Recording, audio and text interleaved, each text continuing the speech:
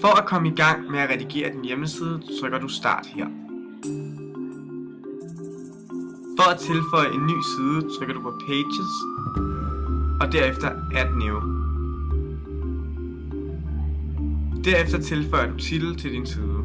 Hej, første N.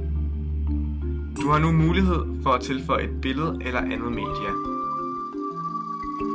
Du vælger nu Fil under Arkiver og uploader det efterfulgt af at klikke Indsæt.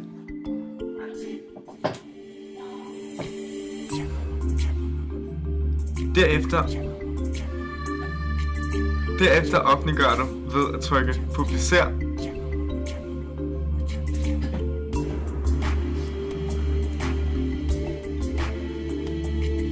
Og du kan nu se det nyudgivede opslag ved at trykke på Geopage.